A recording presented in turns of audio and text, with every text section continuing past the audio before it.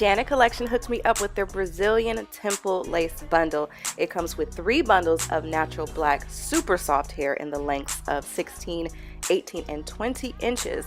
It also comes with a small tube of their lace wig bonding glue, which in the clutch was needed, and a temple lace frontal that one would get if they plan to pull their hair back. Now, being that this was my first time using lace, a temple lace front wasn't for me. I found it a little too difficult to figure it out, but I feel like a better choice for me would have been their 3-part lace front, and it's shaped like a U, and it just looks like it would have been easier to attach to a wig cap.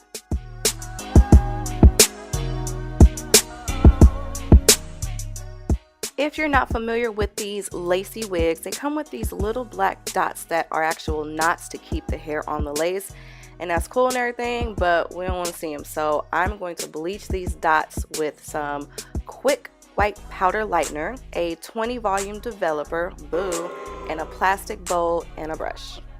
So you only really need a little bit of the lightener, so I'm just going to eyeball it. There's no measuring with this, so I'm going to pour some of that in there, and then I'm going to put a little bit of the developer at a time, because what you want is a thick paste, like toothpaste. Like, you want it to be super stiff but not too dry, and I think I nailed it after this little drop right here. Alright, so the reason why I booed the 20 volume developer at the beginning is because I really needed a 40 volume developer.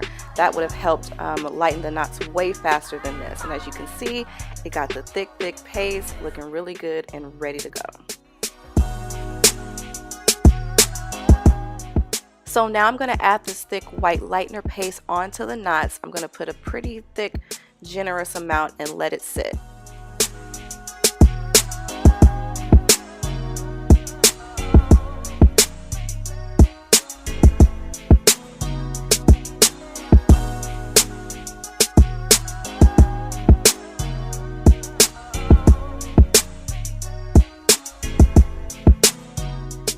Girl, I was supposed to lay this lace front onto the foil face down and not adding foil on top. The dye actually seeped down to the hair, dyeing the hair and not even dyeing the knots as much as I wanted them to. So I had to repeat this step a few times, which caused actual hair dyeing and bronziness, and it was just a whole mess. Now see, if I had a 40 volume developer and then laid the lace front face down, we would have been straight. But I have to try to fix this, so I'm going to take this purple shampoo and I'm going to try to tone it down as much as I possibly can, washing this frontal a million times.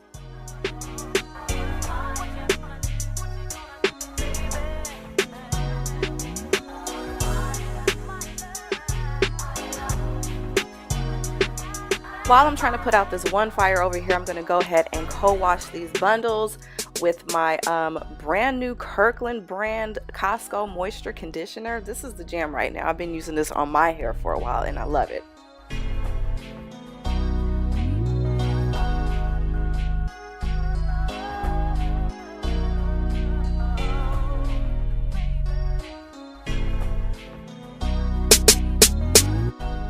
I mean, I really just did the best that I could. I got it toned as much as I possibly can, using the things that I have and not trying to run out and try to just ruin this frontal any longer. So I'm just gonna rinse it out and we're just gonna rock with it like this. And as you can see, I barely got the knots out. You can still see some of them, but it is what it is.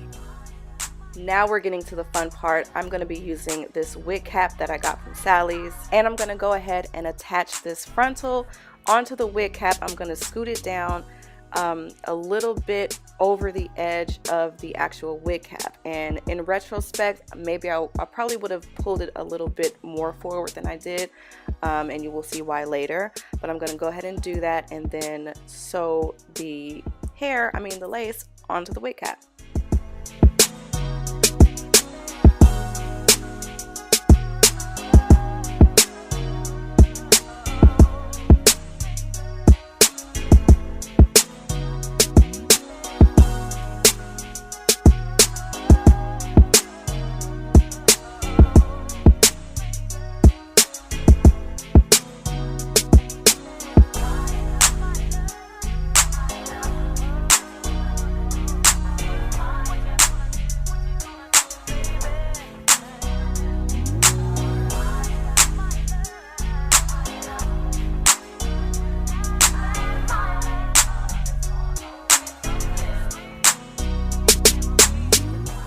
With every stitch that I start, I like to make a knot for the very first one. So because it's double tied, I can just, how do I explain this?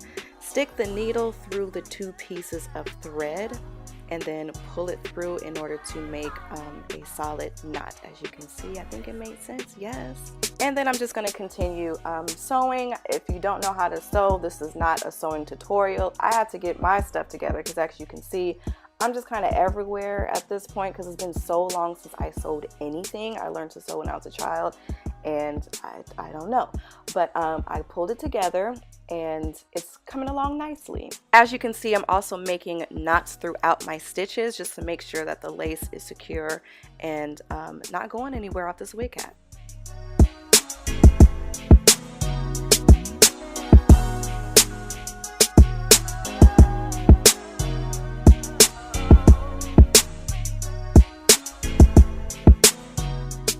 Then I'm going to go ahead and cut off the excess lace.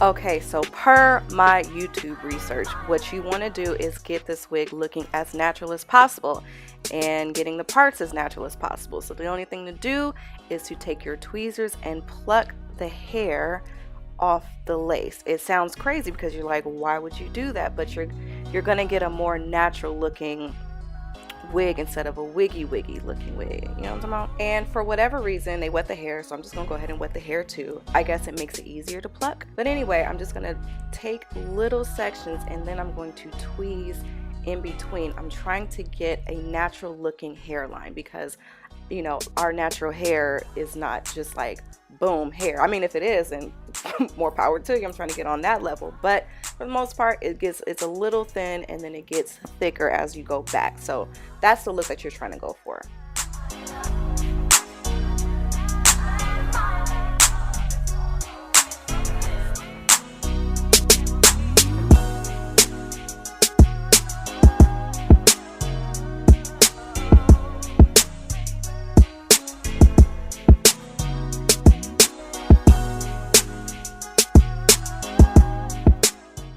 You really gotta pluck for your life, and when you're doing it, it seems kind of crazy, like you don't want to over pluck and not have enough hair for the wig, especially since this is the only bundle you got. This is the only lace front you have. So plucking is like, it's a scary thing, but it's so necessary. And in retrospect, I would have plucked way more. I plucked both sides. I even went back after I did that and plucked some more, but in retrospect, like I said, I would have plucked way more in order to get a natural looking hairline for this wig.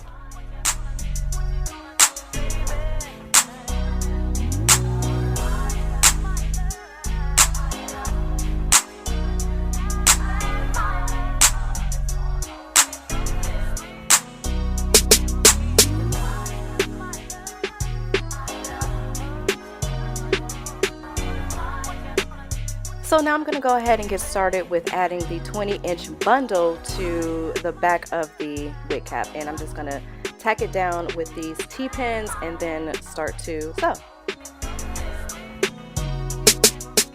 Do your research before you do anything new like this. I wish I had done more research. I wish I had taken notes because I found myself making these little mistakes and also watching videos and looking up stuff as I'm sewing the wefts onto the mesh cap, and also practicing and making wigs and just keep going with doing what you're doing is also going to make you better at making a wig or doing whatever you do.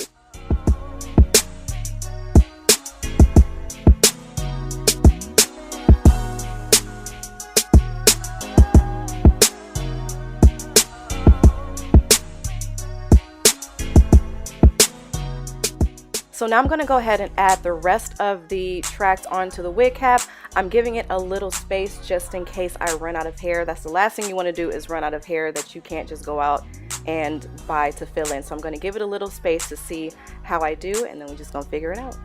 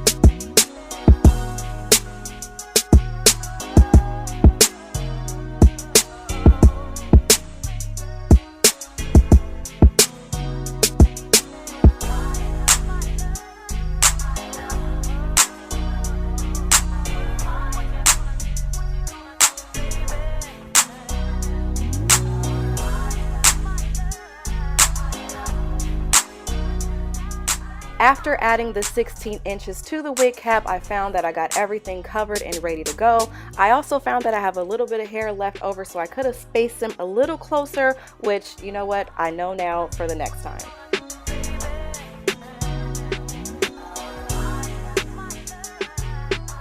Now it's time to cut the wig cap that's under the lace so you get a more natural looking scalp.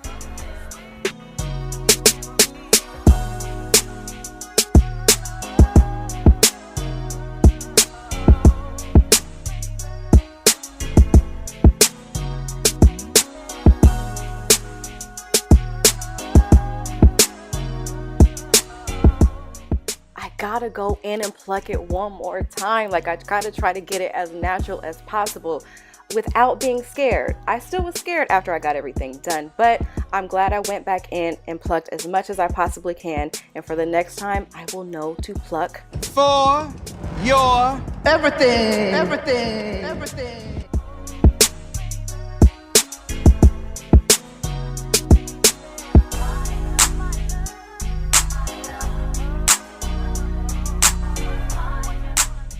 Here's what she looks like after I flat ironed it and got it all together. I did a little bit of a trim, but I wanted to leave the ends looking more natural, and I'm satisfied with how her is looking right now. She is soft and silky and ready to be put on my head. But before we get into that, I'm going to go ahead and cut off the remaining lace off the wig. I'm going to cut as close to the edge as possible, kind of zigzagging it to make it look what? More natural.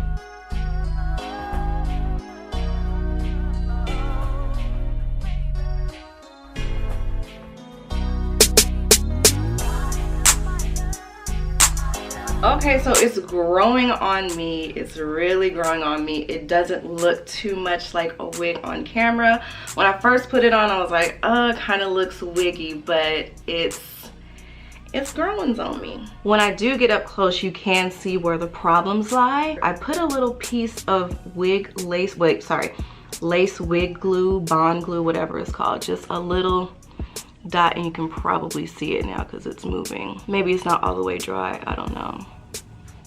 It's hard to see. But anyway, this is where the problem lies. You can see my little dot of glue. I haven't let it dry long enough. And the other problems lie in the fact that this wig is probably too small for me.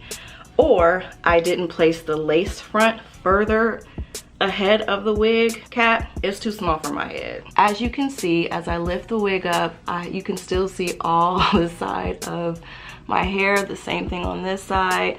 It's not supposed to be like that. This is supposed to be all the way up here. All the way up here. It's itchy and it's hot. So because of that, I'm just gonna go ahead and give this wig to my mom. I let her try it on. Her head is smaller than mine and she liked what I did, so I'm just gonna go ahead and give it to her. And I'm gonna keep trying to figure out how to make the perfect wig for me, or just the perfect wig in general. This was my first one with the lace. It looks so crazy. If you have any tips or tricks how to make the perfect wig, go ahead and leave them down in the comment box. If you liked this terribly long video of mine, go ahead and